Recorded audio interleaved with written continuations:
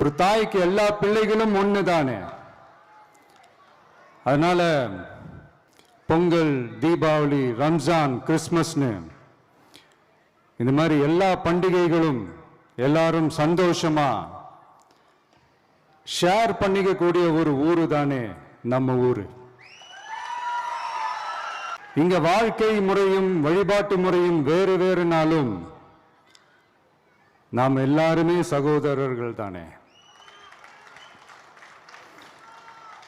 அதனாலதான் நம்ம அரசியலுக்கு வந்ததுக்கு அப்புறம் கடவுள் நம்பிக்கை உண்டுன்னு அறிவிச்சது ஏன் தெரியுமா? உண்மையான நம்பிக்கை தான் நல்லிணக்கத்தை விதைக்கும், மற்றவங்களோட நம்பிக்கையை மதிக்க சொல்லி தரும். எஸ், அப்படிப்பட்ட ஒரு நம்பிக்கை இருந்துட்டாலே போதும், எப்பேற்பட்ட ஒரு பிரச்சனைகளையும் ஜெயிக்கும். அது மட்டும் இல்லை,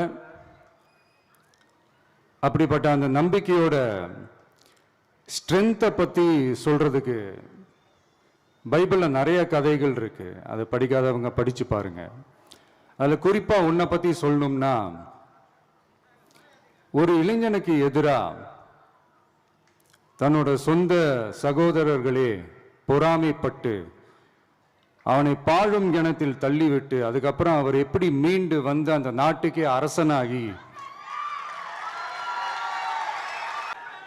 ஸோ இப்படிப்பட்ட கதைகள்லாம் நமக்கு எதை உணர்த்துது அப்படின்னா, கடவுளுடைய அருளும்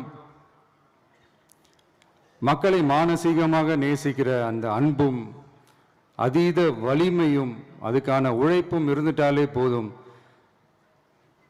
எவ்வளவு பெரிய ஒரு போராட்டமோ ஒரு போரோ இல்லை எதிரிகளையோ ஜெயிக்கலாம் அப்படின்றது தான் இந்த கதைகள்லாம் நமக்கு உணர்த்துது. இந்த விழாவில் நான் ஒரு உறுதியை ஒன்று கொடுக்குறேன். நாமளும் தமிழக வெற்றி கழகமும் சமூக சமய நல்லிணக்கத்தை பாதுகாக்கிறதுல 100% உறுதியாக இருப்போம். அதில் எந்த விதமான ஒரு காம்ப்ரமைஸும் இருக்கவே இருக்காது. அதனால தான் நம்மளுடைய கொள்கைகளுக்கு மதச்சார்பற்ற சமூக நீதி கொள்கைகள்னு பேர் வச்சதே இந்த உறுதினால தான். கண்டிப்பா ஒரு ஒளி ஒன்று பிறக்கும். அந்த ஒளி நம்மளை வழி நடத்தும். இங்க வந்திருக்கும் அருளாளர்கள், அன்பர்கள் அனைவருக்கும் என்னுடைய கிறிஸ்துமஸ் நல்வாழ்த்துக்கள். அனைத்து புகழும் எல்லாம் வல்ல இறைவனுக்கே. Praise the Lord.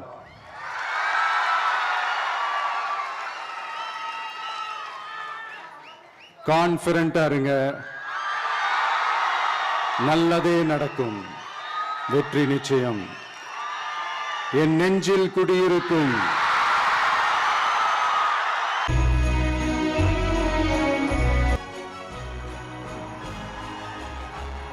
தர வேண்டாமா? வெற்றி தலைவரின் கரங்களால் இதோ நாமக்கல்